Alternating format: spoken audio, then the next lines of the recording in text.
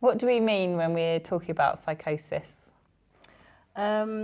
Psychosis is a sort of a series of behaviours that someone's displaying that isn't normal or is presented as not normal.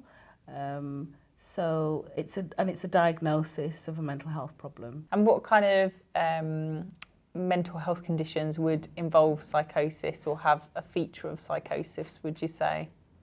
Schizophrenia, drug-induced psychosis, trauma-induced psychosis can be also a symptom, and the symptoms being someone who's hallucinating, who's saying very strange things, or doing things that they wouldn't normally do. Yeah. So what should you do if you think someone is experiencing psychosis, or if your child or young person is experiencing psychosis?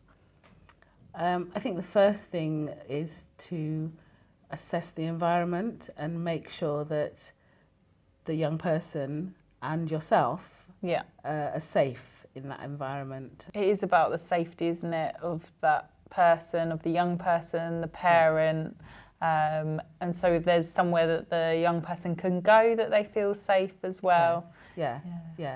And I suppose if it means that there's someone that the parent or carer can call at that time to support them and to support that person as well. So there may be a relative or a neighbour or a friend that will just provide that additional level of reassurance and support. And if the young person is at university, then obviously it's about trying to talk to them, what's been happening recently. And maybe, yes, getting a bit more information from around their days at university. You know, if you can, speak with their peers or speak with their tutor and find out if things have been happening that they're worried or concerned about. But yes, making sure that actually that environment has also been looked at, and the necessary support's been put into place. Yeah. And what kind of medical professionals, or where would you go medically if you were concerned about psychosis or young person experiencing that? Obviously, GP would be the first point of contact, but in a real emergency, it's really necessary to know that you can call an ambulance, or you can turn up yourself with that person at A&E, and even persuade them to go along to A&E themselves if they can. Yeah. I think it's really important to recognise that A&E professionals will have seen psychosis before. They'll know what they're looking for. They'll know how to treat that person. Yes. And so it's about getting that help from the right professionals. Yes. And at the right time as well. You know, sometimes we might think, the symptom might go. So at the right time, it's important to know that at any time you can call the emergency services, but you know what to say. Yeah. You know what information is actually needed at that time to support that person. Yeah. So if someone was seeing their young person go through a crisis, what would we say to them? What would we advise? I think, first of all, make sure you're safe and your young person's safe. And if necessary, call someone else in, or even just get on the phone to someone so that you've got another sort of helping voice there. But also, take them to the GP, or the ultimate would be take them to A&E and get them seen there by the crisis teams that will be there.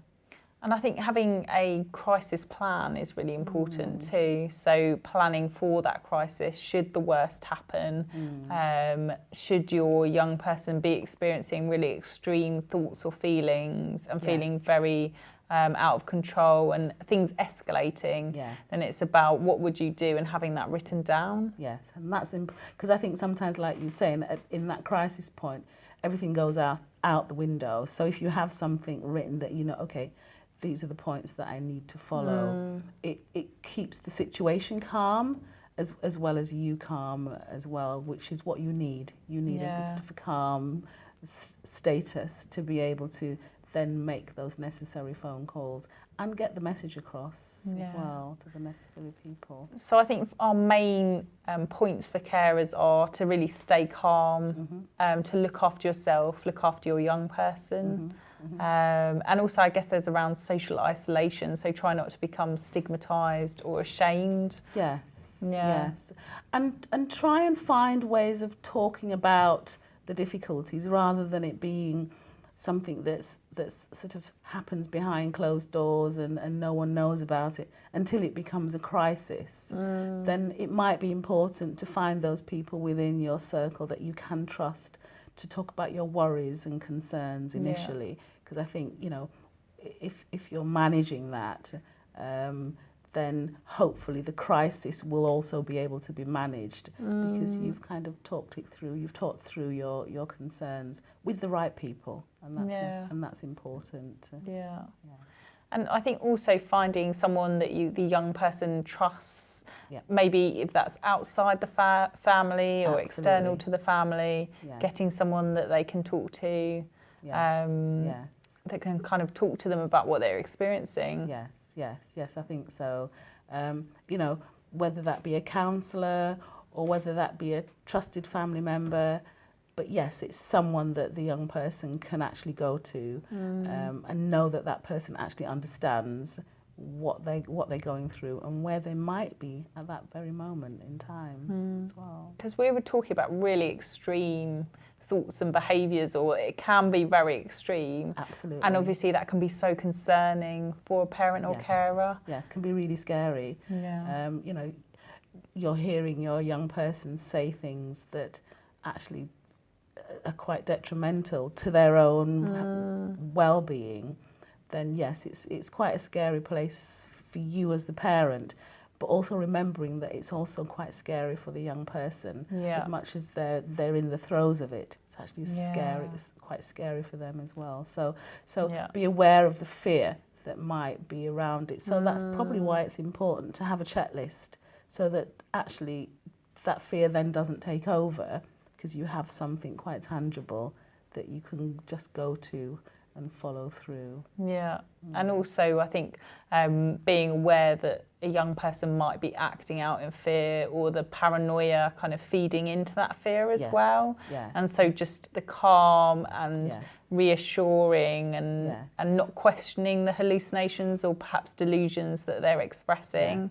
Not questioning those and remaining really calm. And as calm as you can, and maybe even also finding out what that young person needs at that time. Is there something that they need at that time to help them? Is there something that you can get for them? You know, maybe they do need something to drink, or water. Maybe they just need somewhere to sit and be quiet. So maybe it's checking out, is there anything that you need, and is there anything that we can do for you at this time? Is there anyone that you want us to call? So sometimes that's important, if you can, to engage the young person in the sort of recovery process at that point as well. And also these are young people that the parent or carer has grown up with. You know, they're going to know them inside out, and so they'll know what is calming for them, what's soothing. Absolutely. And I think it's about trusting your instincts, and if you're kind of being asked to soothe by stroking an arm or something like that, it's about doing that and supporting them in that way. Yes, definitely. So what would your top 3 tips be for a parent who is seeing their young person experiencing psychosis? I think, well, initially the first thing would be assessing the immediate environment that they're in. And making sure that they have access to support there. I think it's GP or A&E. But also I think it's about having a sort of a safety plan in place, so that you can you can always default to that, because in a crisis situation you don't always think logically, so it's good to have something written down, I think, as well. Okay, lovely, thank you. You've been watching Parents Lounge. We really hope you found it helpful. If you want to discuss anything further or have been triggered by any of the issues we've discussed today, then please click on the link in the description below.